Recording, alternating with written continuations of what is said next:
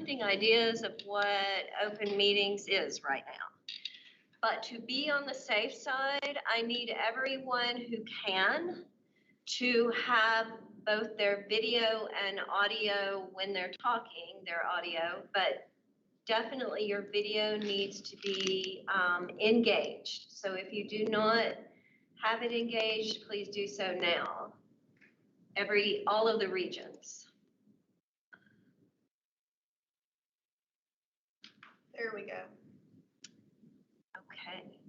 So for anyone who cannot engage video, please tell us now so that we know that you are there, and state your name. This is Regent Damon Allen. I am here and working on the video right now. Okay. All right. I think that we have everyone. To be on the safe side, I will do a roll call vote if that is good with you. So you want me to call the order? Yes, call to order. I'm sorry. Calling to order a special meeting of the KCTCS Board of Regents. The time is 3:04 p.m. on Friday, August 27th. And I'll ask Pam Duncan to do the roll. Chair Damaris. Here. Vice Chair Stevens. Here. Secretary Wendy Fletcher. Present. Regent Allen. Regent Allen, present. Regent Cox. Here. Regent Finan. Here. Regent Foltz. Here. Regent Gallagher. Here. Regent Girdler. Here. Regent Herdink. Here. Regent Martin. He's trying to join but having some technical difficulties. Okay. He'll let us know when he joins. All right. Regent Schaus. Present. Regent Thompson. Here. And Regent Wells. Here. So we have a quorum with all present except Barry Martin is having difficulties. Thank you. And thank you all for joining us for today's meeting. This is an informational meeting, and so there will be no motions and no action taken in this meeting. So I just wanted everybody to be aware of that. Today's discussion is around reviewing the proposed bylaws that talk about how the Board of Regents will work together going forward relative to committee structure, meeting organization, meeting dates, and other items. This is an opportunity for everyone to please ask questions, and we encourage questions, and we'll definitely like to entertain any thoughts that you have regarding these changes. I'm going to make a couple of comments about why we're doing some of this, and then I'm going to turn a lot of the review over to Pam, who is the person who drafted these changes, so that she can walk through a list of items that explains things in more detail. Obviously, there are some new items here that I'm sure people have some questions about, so we'll want to explain those fully to the extent that you feel comfortable that you understand what those proposed changes are. The first item that most people ask whenever there's any kind of a change is why, right? So why are we doing this? And there's a couple of reasons why. The first of which is because those folks who've been on this board, at least those who've been on it for the past 3 years, in most respects have asked for it. Having reviewed the past 3 board surveys and For those new members, congratulations on being sworn in this morning or this afternoon. You'll find the board surveys in the onboard tool, so you can go take a look at them. They're in a separate section, so you don't have to be digging too far. But in those past 3 board surveys, members have asked for changes. They've asked for changes in meeting schedules. They've asked for opportunities for full board participation in committee discussions. In fact, that option came up quite often in the board surveys. And this past year, honestly, due to COVID and because meetings were held virtually, there was at least a little bit more opportunity for view into committee discussions because committee meetings were separated. And so academic and finance were not going on at the same time. And at least, if you were not on the committee, you at least got to see the actions of the committee by viewing it on YouTube. But I think we can do better. And I think people want better than that. You all have asked for adequate time for members to ask questions and discuss matters as a full board. That is incredibly important.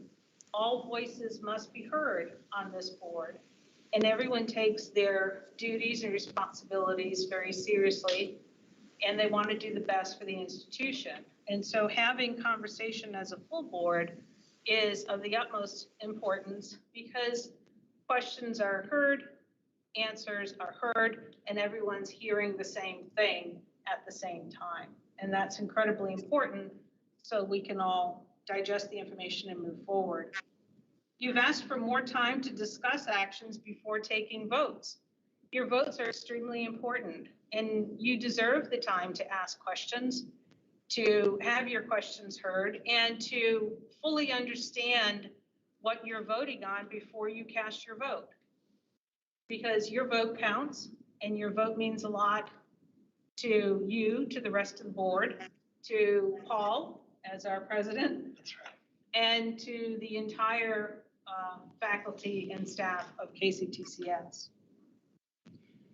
And you've asked for a shared governance process. And what I mean by that is more participation in committee agenda development and more participation in discussion leadership.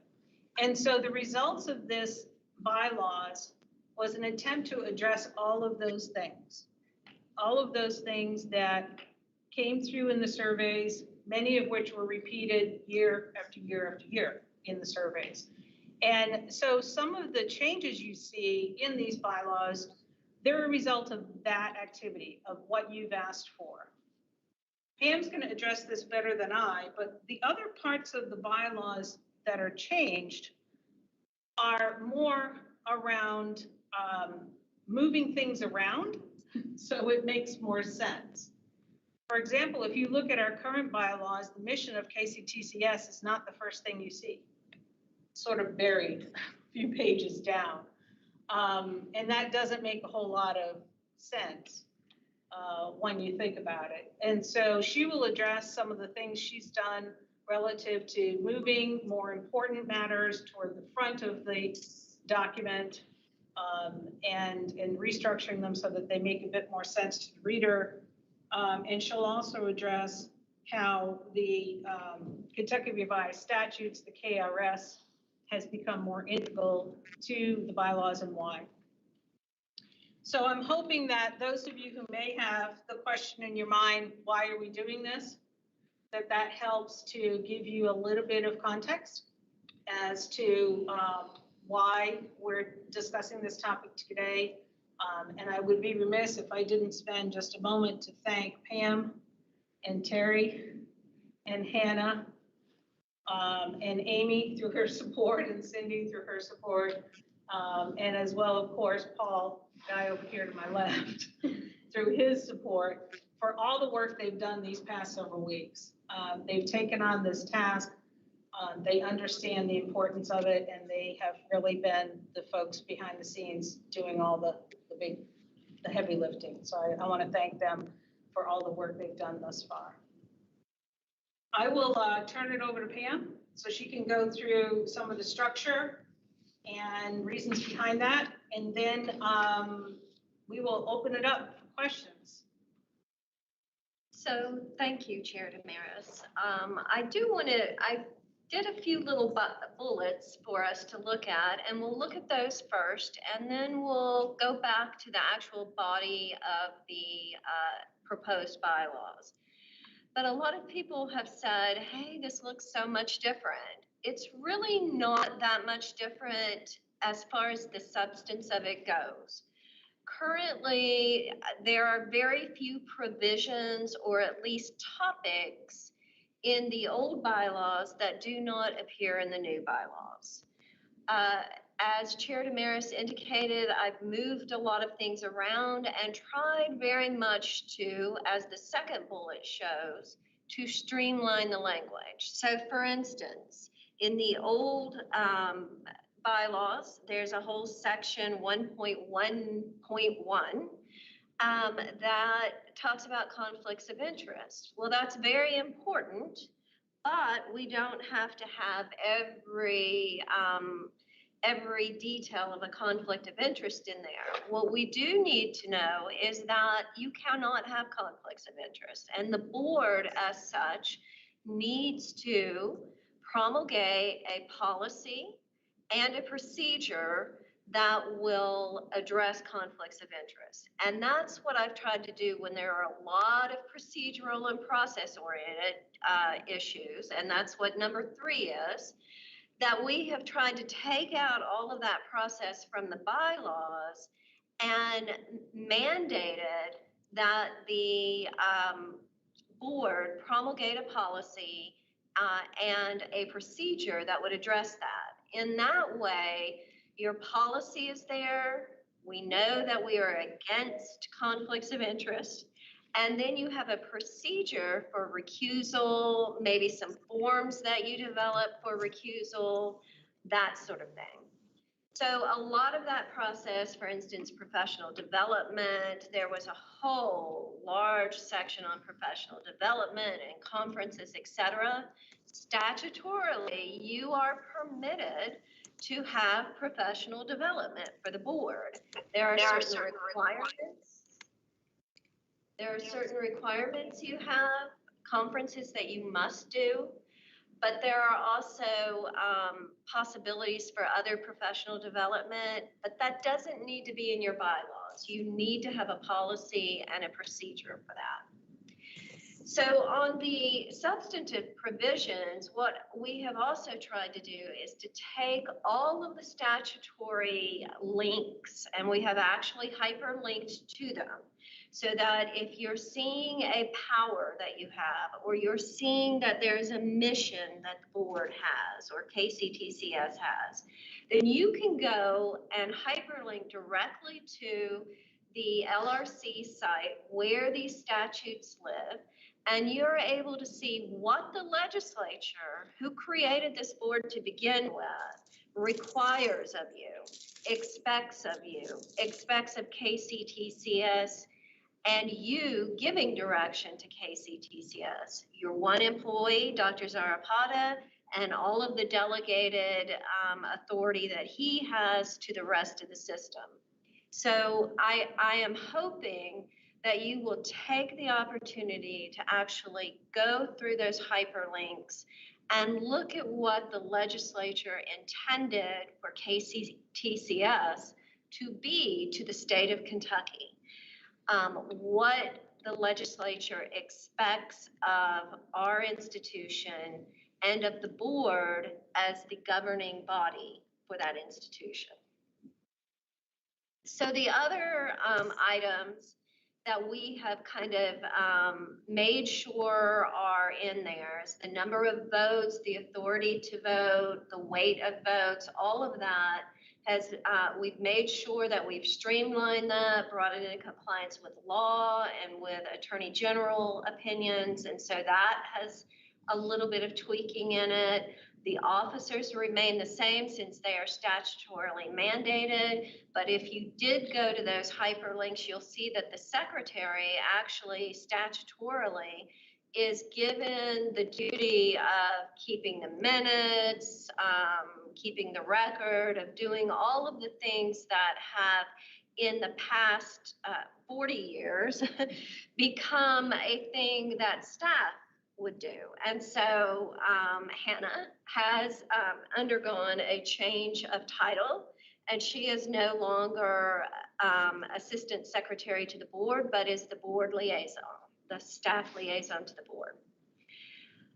The biggest changes, and ultimately this may be where most of your conversation comes from, but the biggest changes have been to the standing committees. So the board is still able to set its standing committees, to set its ad hoc committees, task forces, work groups, any other type of committee that it deems is appropriate.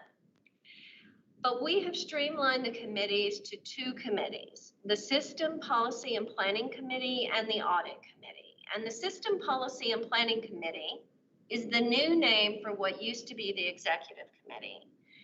And it actually has a wider representation and a more egalitarian representation on it, because it does have a member of each non-appointed constituency. So a student, a faculty member, and a staff member will be part of that committee. And the chair will have the authority to appoint those committee members. And they will meet more often. So there will be more of a flow of communication, so that as they meet each month and they drive the agenda and the goals for the board and therefore for the system, then you will have the opportunity to say, hey, Chair Damaris, I think that we really need to be talking about dual credit and the cost to the system of dual credit and how we might be able to improve on that. And then she and the planning, policy and planning committee would then discuss that and say, do we need to have this as an agenda item? And so it's constantly churning this communication, these ideas. And then the audit committee, and Chair Damaris is going to talk to you a little more about the audit committee, but this is just another eyes. So we talked about structuring an audit committee to go along with and to have a report to them the new internal auditing agency. And so the audit committee will actually kind of review that work, that audit plan, and they will ensure that there are efficiencies and compliances that need to be in place. Then the other big change is exactly what Chair Damaris had talked to you about, is that you have asked for quite some time to act as a committee of the whole, because it has seemed inefficient to have committee meetings. First, they were done concurrently, and then you asked for them to be done consecutively so that you could all see what was going on. And then everything that is done in those committees would be repeated the next day. So all of you, rightfully so, said this is an inefficient way of doing business. Let's all be a committee of the whole. So you will hear designated topics. So the bylaws actually delineate what designated topics will always be a part of the agenda. That doesn't mean there will always be items that need to be included there, but they are always part of something that you may or shall discuss. And then this is very important, the Evergreen Provisions. There is a miscellaneous part that says basically that anything incorporated by reference which would be all of the statutory provisions, that those will remain evergreen. They will update. So for instance, let's say that the legislature passes a bill in the next session or a revision of a bill that affects us and affects how you do your business. If it's already cited in here, then that amendment will actually automatically be part of your bylaws and part of how you act. And that's what the Evergreen provision does. It keeps the law and the bylaws evergreen so that you don't have to, every time there is a change in the law, go back and say, let's amend the bylaws, let's get this compliant with the law. It will always be compliant with the law. And then if you feel like it's such a change that needs to actually be pointed out in the bylaws, then you have convenience and a leisurely way of being able to do it. You can talk about it, we can get the revisions going, but you don't have to automatically run out and get your bylaws changed. So that's what I have to say about the bylaws. Thank you, Pam. And I was particularly thrilled that Pam wanted to do the Evergreen provision because it's great. You just hyperlink to the KRS and whatever the latest version is, it's there. So makes life a whole lot easier for everyone. One of the items that I'd like to address, and I think Pam did a really good job of explaining the System Policy and Planning Committee, but I'm going to talk a little bit about some logistics for that just to address any questions you might have. And then I'd like to spend a few minutes talking about the Audit Committee because I'm not 100% sure that everyone's familiar with audit committees and what they do. And based on my research, KCTCS has never had one. So I'd like to spend a little bit of time talking about that. For the System Policy and Planning Committee, just to reiterate, it's comprised of the officers as elected by the board, and then one representative from faculty, one from staff, and one from student. If the officers of the board do include a representative from faculty or staff, then the other person would serve. That's pretty much how that would fall out. We will meet on a monthly basis, and the purpose is to make sure the topics are fresh and that information is flowing to you as a board a little bit at a time instead of all at once in one big lump. A couple of days before a board meeting. It's hard for anybody to digest that much information in such a short amount of time. So information will flow to you as it gets developed, and that information will be, relative to the agendas that are proposed by staff and by you.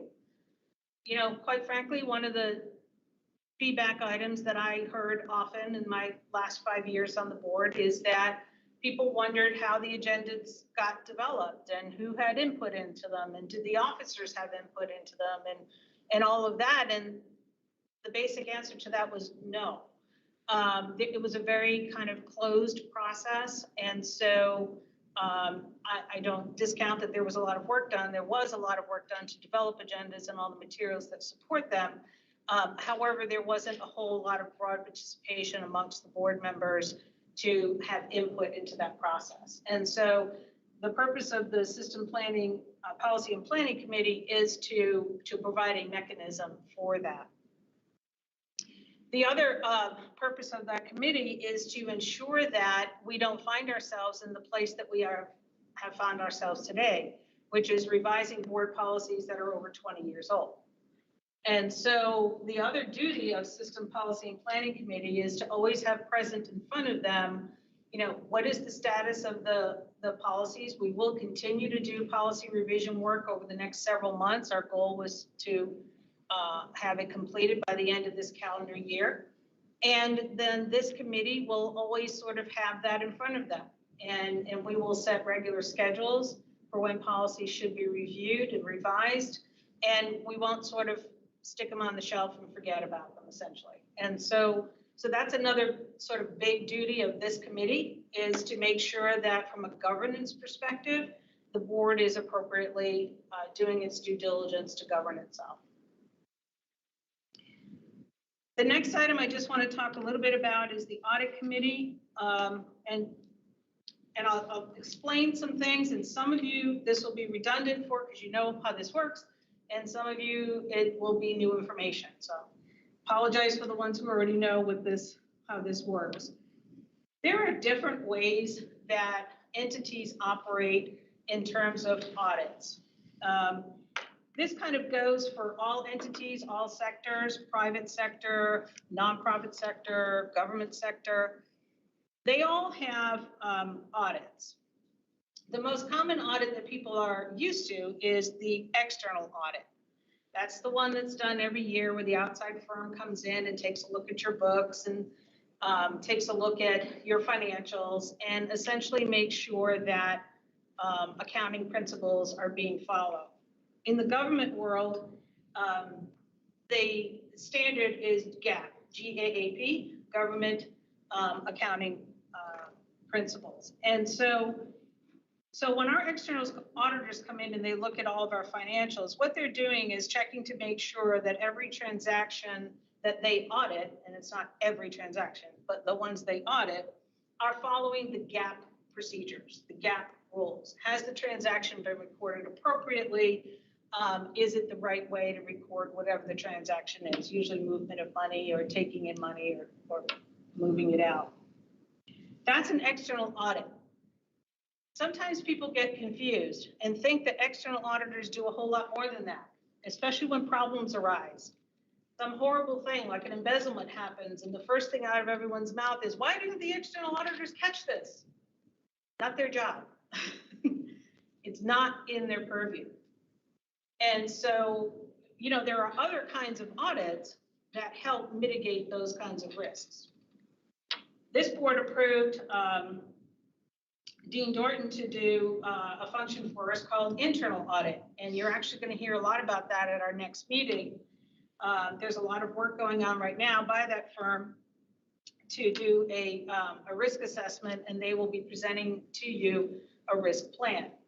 Now, internal audit is the one that kind of digs in a little deeper. They're not trying to make sure that the accounting stuff was done right. They're making sure that the entity is following its policies and procedures. If you have a procedure for procurement, are you following it the way your procedure is written? And if you're not, then they will report that as an issue.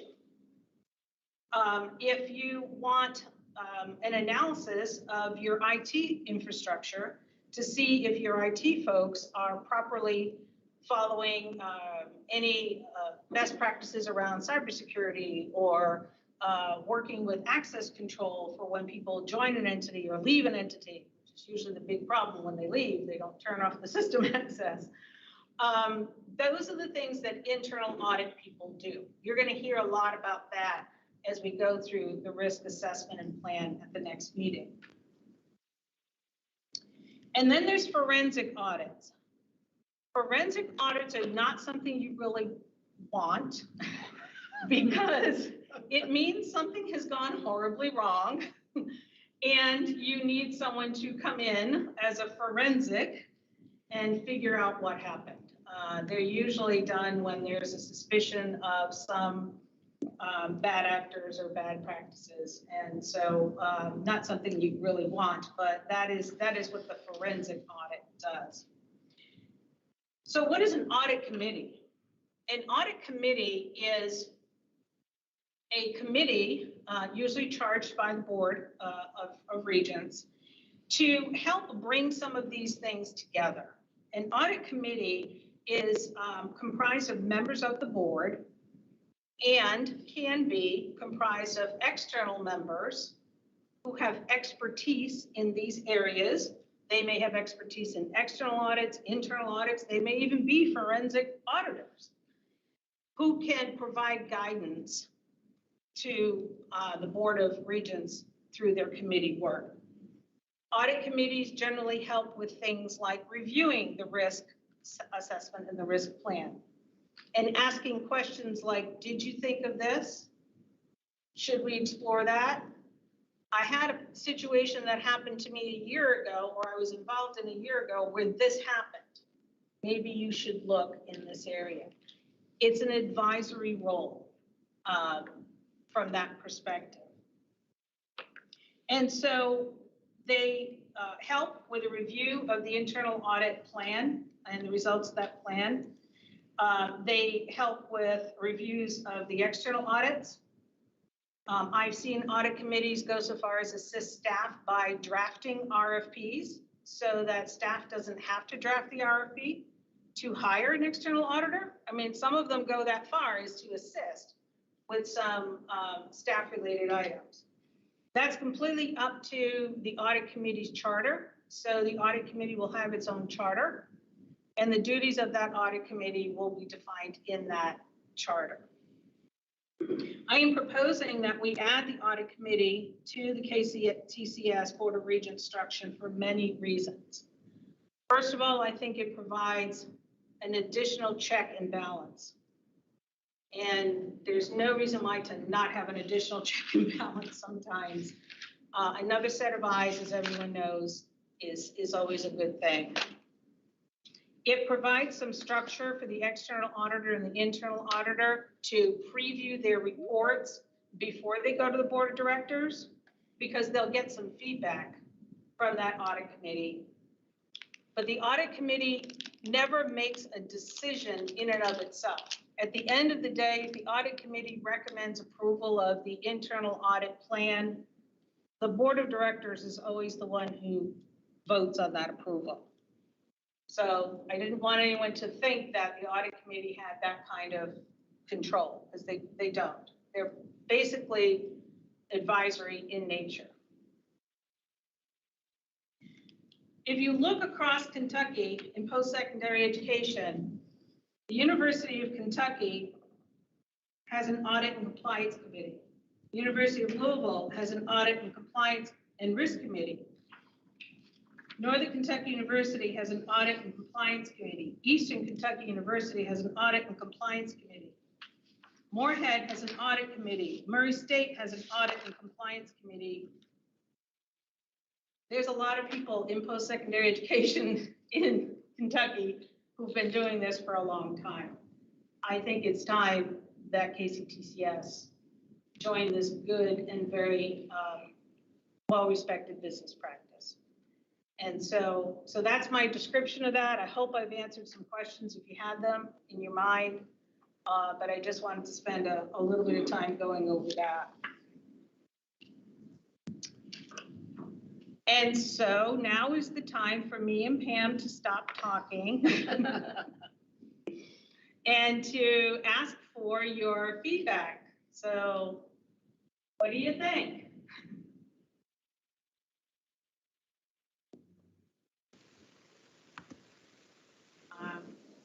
You guys gotta help me with the hands. Looks like Angela's the first one. Angela. Yes, Angela, your hand is up there.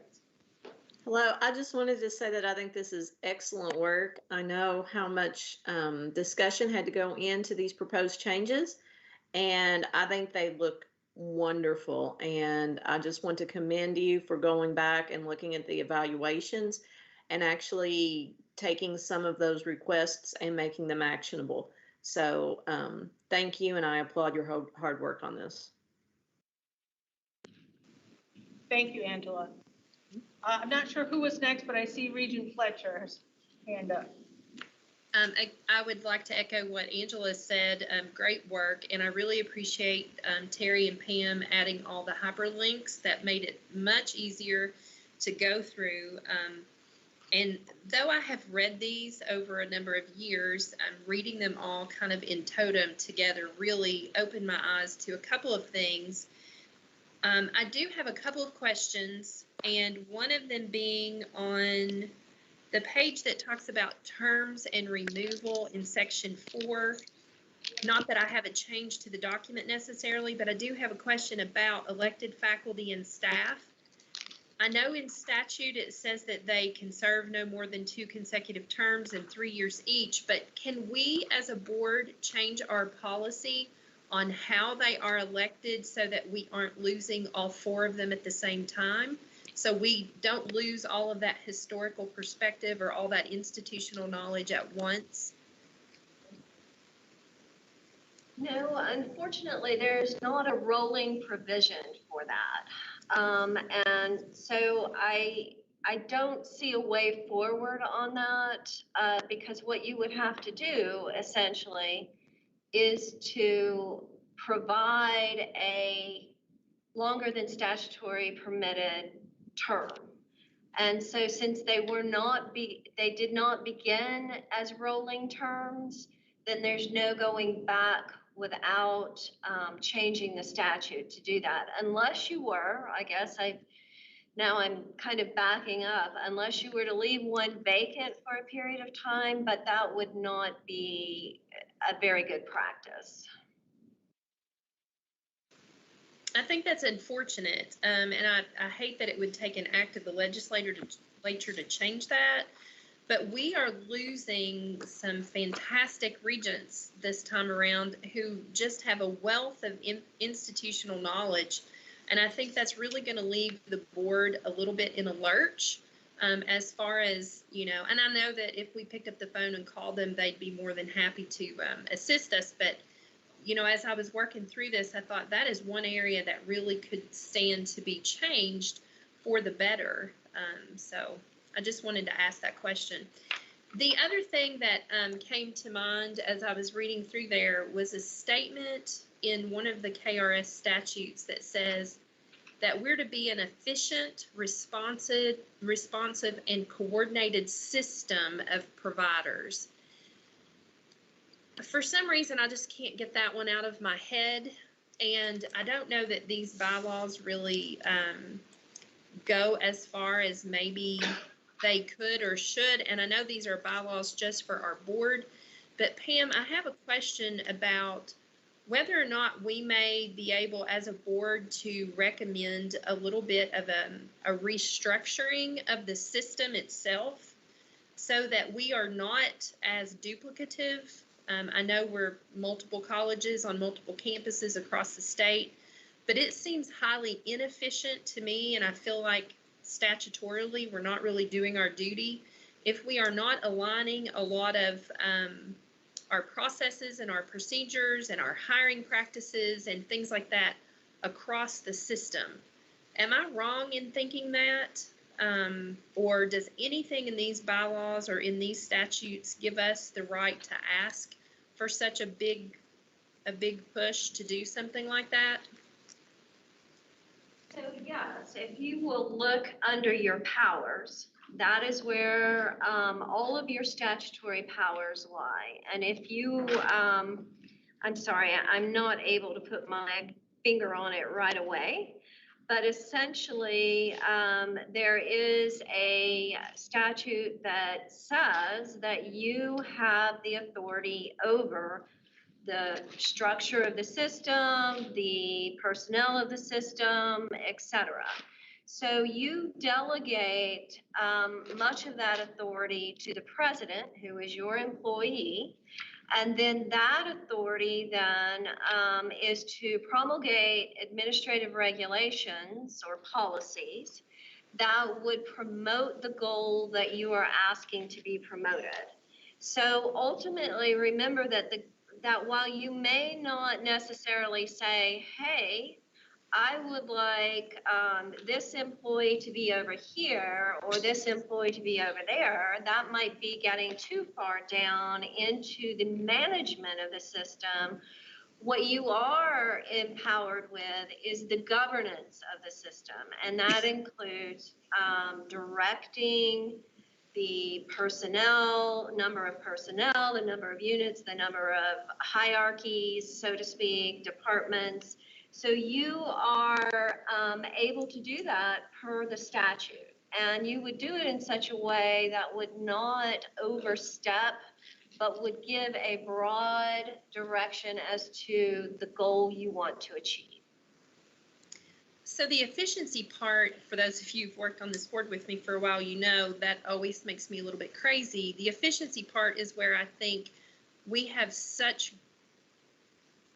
room for improvement, and it's such an area of growth, I think, for us. But, you know, in the past, I feel like we've always kind of been told it's not in our lane, it's not in our purview, that's all operational.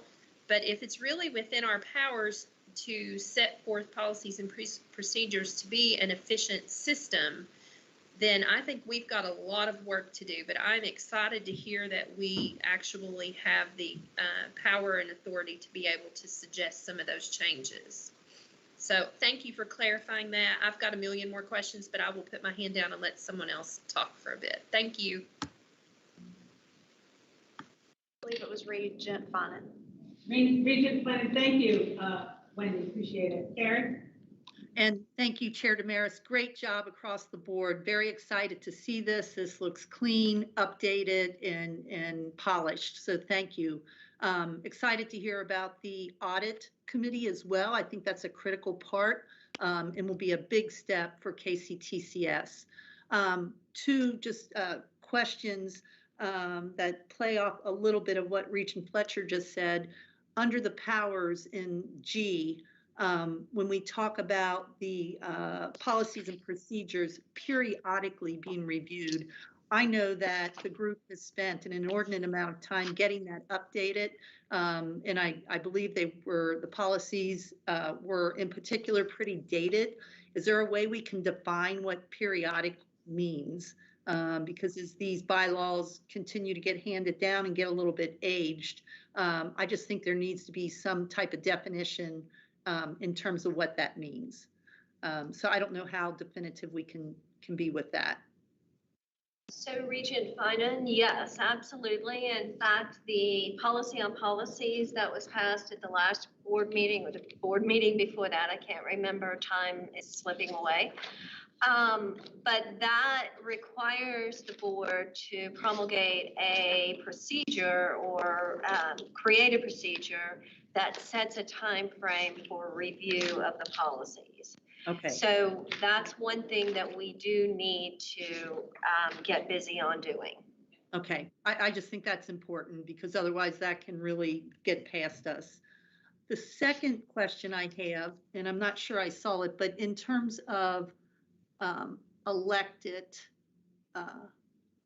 makeup and things like that, do we have anything, I guess, under terms and removal or board composition? Is there anything about the election process? Because I know that has transitioned through the years where before we had a nominating committee and now we do it from the floor. Is that something we need to address in the bylaws in terms of how the board actually approaches the election? For the officers? For the officers, yes. For the officers. So correct me if I'm wrong, but at the last board meeting, I was directed to review the procedure that you currently have in place that was developed under the previous chair and or even the previous chair before that with the previous general counsel. And I will be updating that procedure so that we can ensure that you have a procedure that goes along with an actual policy. So remember, these are your springboard, and many of the provisions require that you create, publish, and implement policies and procedures that will go along with your statutory duties. Okay, so it will be addressed. Yes, that was a long way of saying it. Sorry. And thank you, Karen, because that's incredibly important that you bring that up because I believe it was Pam, as she took on the role of general counsel, who went through that procedure and found some areas that were not quite compliant with how the procedure should have been written. So she's going to propose a cleanup of the procedure, and that then gives the entire board an opportunity to review it. Great. Thank you. Are there any other hands up right now? Let's see. Joe Hirdink. Joe. Yes, thank you. I really like this new bylaws. It flows very well. It reads easily for someone like me who's not a lawyer. I like it. Most of your explanations answered most of my questions. I did have one in reference to the powers, like under I and J. KRS, the statute takes precedent over I and J, correct? So if something differs in what they're saying there, like I noticed in this one, on the recommendation of the president was left out of both of those when it refers back to 164.360. We still go back to the KRS statute for these, correct? Even though we might leave something out here. Right, absolutely. That's why we've got the hyperlink, and if you'll see, Joe, there is a provision, sorry, I'm looking through here, near in the miscellaneous that says statutory supremacy.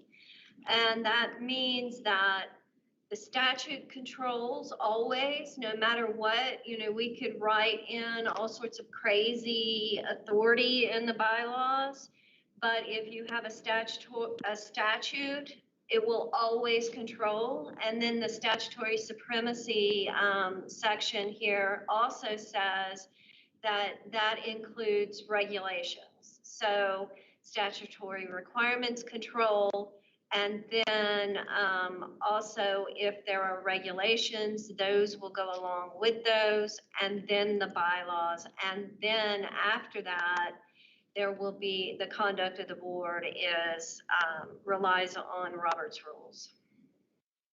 Perfect, thank you. All right, do we have any other questions or comments? I have to rely on Hannah clicking the little Teams button because I don't have a computer in front of me. It looks like it's clear. I think it's clear. Okay. Awesome.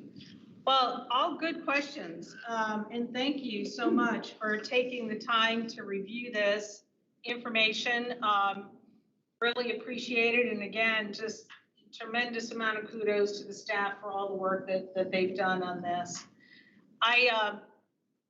It looks like I got a question. Alexandra, one of our student regents. Hi, I'm sorry. I was trying to chime in.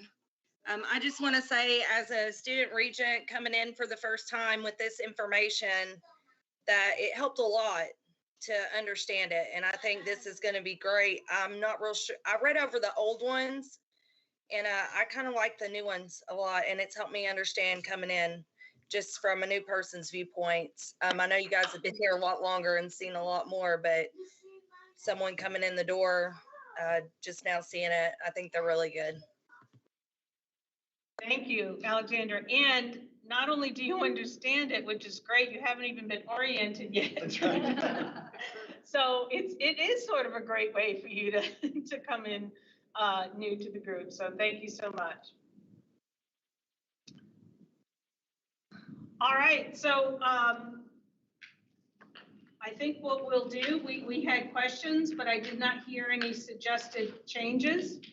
So we will move these bylaws on to the meeting. And the first agenda item at the meeting will be to suspend the current bylaws. We will do motion, call for second and vote on that. And then the next will be to motion for approval of these bylaws and call for a vote.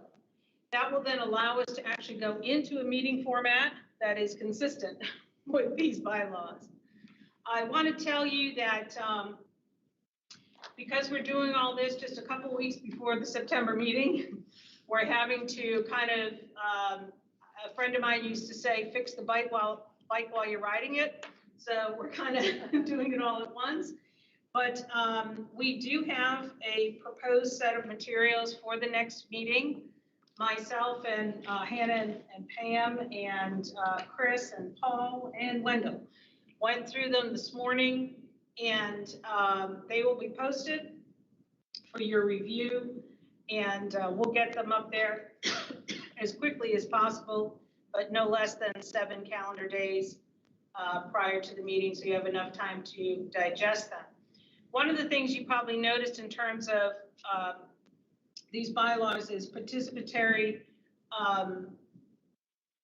participation basically in the meeting itself. You know, we don't have a lot of chairs and vice chairs anymore. So no one has to lose their voice like I am right now. So I'm going to ask for you to consider, as you look at the agenda and read the materials, if there's any particular area, thank you, that you would like to kick off discussion on, any particular area of interest that you have that when the item is introduced, that you sort of say, hey, I'd like to introduce that item. I know something about it, or I'm really interested in it, and I'd like to be the person that introduces it. The process is pretty simple. You just send an email to me and Hannah, and you say, I'd like to do this. This is the one I'd like to do. Could I add something real quick? Yeah. So one thing I want to throw out there is when these materials come out to you, if you have questions, please feel free to, especially the financial stuff that's coming out, to just go right through Wendell. You can copy me on it, but I suspect there's going to be a bunch of questions ahead of the meeting, particularly around comp and class. So. Thank you, Paul. And that is also a big change. Now you're starting to see information well before you used to in the past, right? So you're going to have questions. And as many questions as we can get asked and answered before the meeting makes for a much more efficient meeting. It also improves the quality of the materials as they finally get distributed to the public. So please do that. Paul is a very open door policy kind of leader. So as long as you copy him on anything you're sending to Wendell or any other staff member, he's fine with that. Do not feel like you need to go through me at all. If you want to copy me, that's fine. If you don't, whatever transpires ends up in the board materials. If you want to post it as a chat, you could do it that way too. So we're trying to give you many different avenues to communicate with each other and with Paul and his leadership team. But just send a quick email to Hannah and I if you would like to lead certain discussion areas. The way our bylaws are written, and this is just to put James Lee and Wendy on notice, if nobody volunteers, you get voluntold. That's called shared leadership. That's where I don't have to do all the talking. That's called stuff rolls downhill, but we know what that is. Yeah.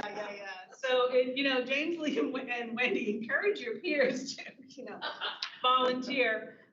There may be some things that are kind of obvious topics. I'm just going to tell you, Joe, that there's something you asked for in the agenda, and it's going to be there, and kind of feel like you should be, volunteering for that one. It's a good news item, and it's really good information to share. So thank you all very much. Appreciate everything that you do for KCTCS, and appreciate you being here today.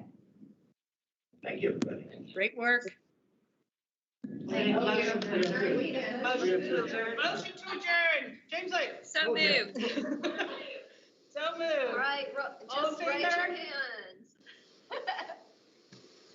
All right, I see hands. All right, I think we got it. Fantastic. Yeah. Motion Thanks, everybody. We are adjourned at 3:55 p.m. Thank you. Welcome to the new students. Thank And you. come on. Sorry, I was such a hot mess today. Thank you, everybody.